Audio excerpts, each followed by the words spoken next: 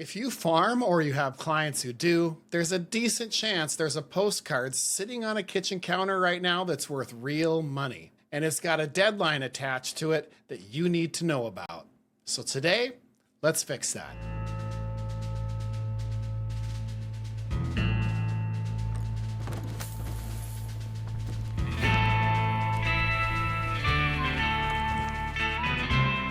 Welcome to the Crop Insurance Podcast. I'm Mike Rydell, a third-generation crop insurance agent here to make federal crop insurance less confusing and more useful.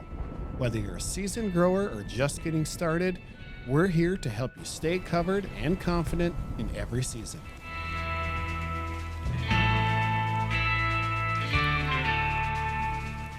Today's episode is brought to you by the Crop West Insurance Group, your agent-friendly crop insurance group.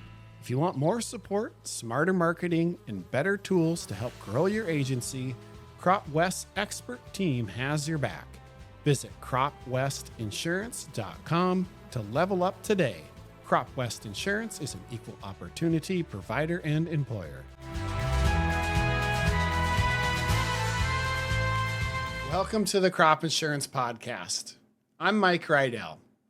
Yesterday, RMA and FSA jumped on a joint call with all of the AIPs and agents to walk through what's changing on the farm program side of things on the one big beautiful bill. And well, there's a lot.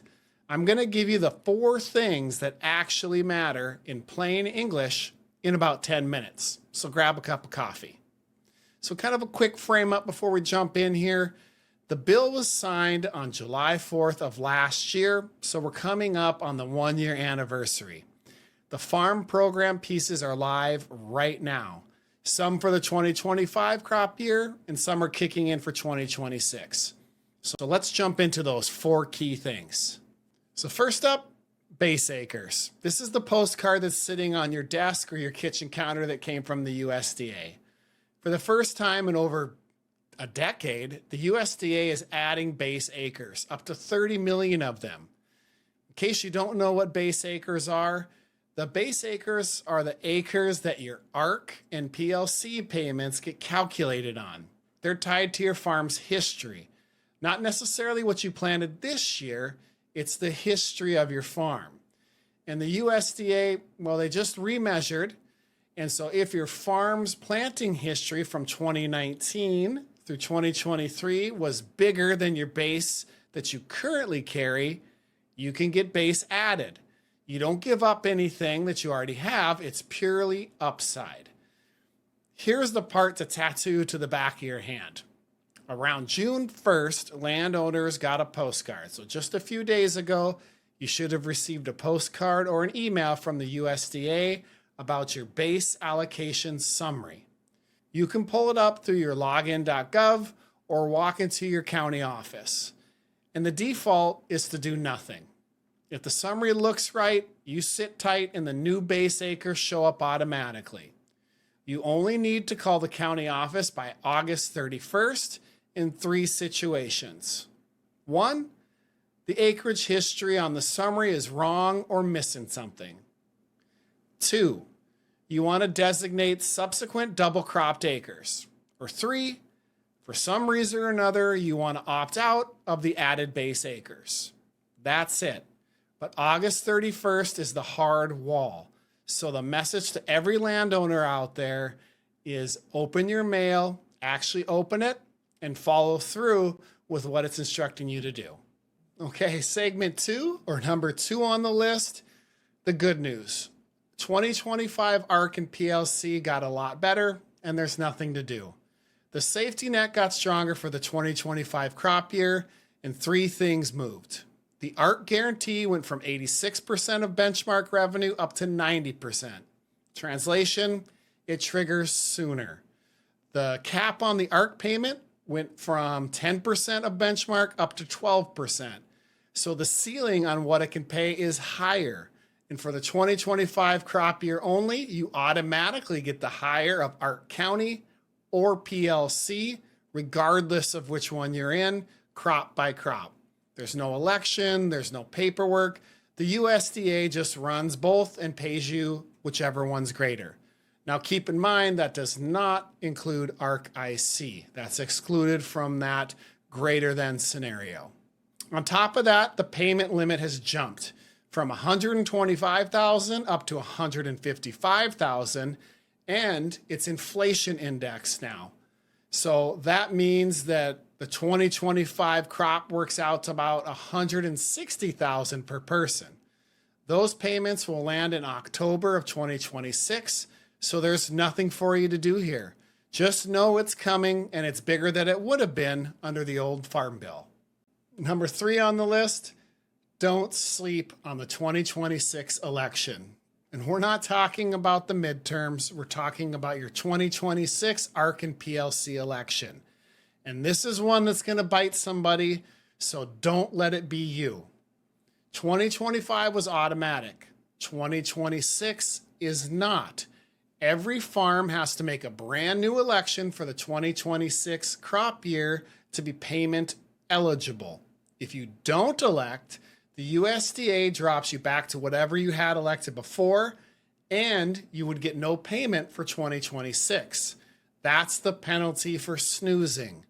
The catch is the timing. The election and enrollment window opens after the base acre allocation wraps up, so sometime after August 31st. And FSA hasn't announced the exact dates yet, but ARC still lets you go crop by crop. Just put a flag in the ground or a reminder in your notebook. A new election is mandatory, and we'll cover it on this show the second the dates drop.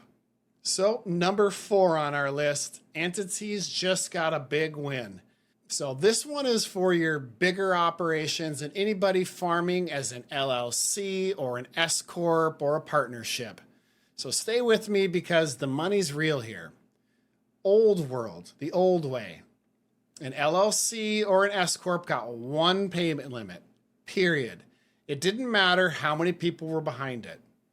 The new world or the new way, starting in 2026, those are now qualified pass-through entities, or the QPTE acronym, and they get treated like a general partnership, meaning each owner who's actively engaged in farming can carry their own limit. So picture 3 siblings, equal owners. Under the old rules, that whole operation might have been capped around $125,000. Under the new rules, you're looking at up to roughly $465,000, and that's not a rounding error. The catch, and there's always a catch, is they have to be actively engaged in farming. Each member must be actually contributing capital, equipment, or land on one side and labor or management on the other. It's the left hand and the right hand both have to be a part of it. So contributing capital and equipment or land on the left hand and labor or management on the right hand. You need both pieces. But here's the nice part. You can now pay those members a salary for work, and it no longer torpedoes your eligibility. Under the old rules, getting paid for your labor could disqualify the whole entity. Well, that trap's gone. On income, the $900,000 AGI cap is still there, but now it's tested at the member level, not the entity. And here's the new escape hatch. For certain disaster and conservation programs, if 75% of your gross income comes from farming, the AGI cap doesn't apply to you at all.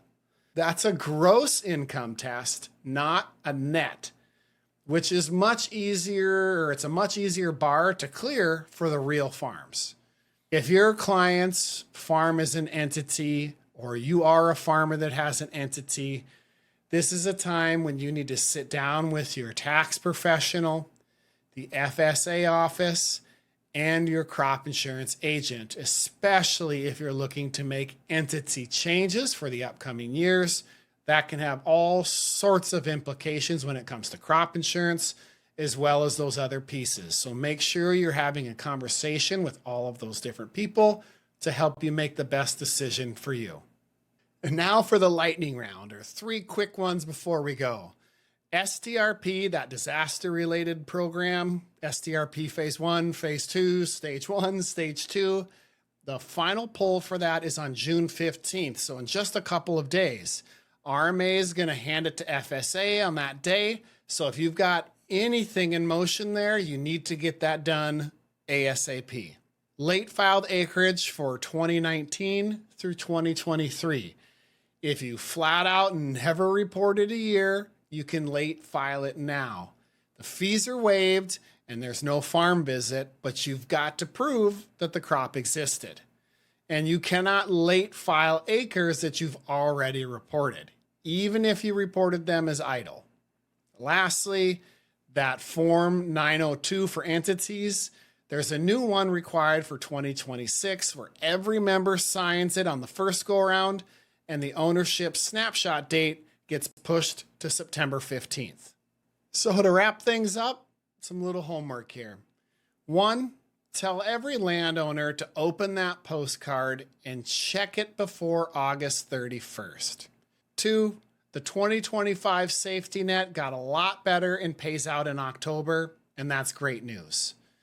3, 2026 needs a fresh election or you get nothing. And 4, if you farm as an entity, go figure out your new number because it probably is going up. RMA and FSA are sending the slides and written Q&A through the same invite channels, and so I'll link to what I can in the show notes. That's it for the show. If this helped, send it to an agent down the road who still thinks base acres are set in stone. I'm Mike Rydell, and thank you for listening.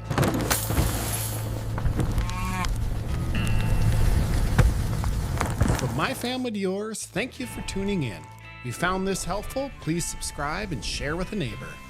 Visit www.cropinsurancepodcast.com for more episodes, articles, and tools. For full policy details, always check the crop insurance provisions or speak with your local crop insurance agent. This institution is an equal opportunity provider and employer.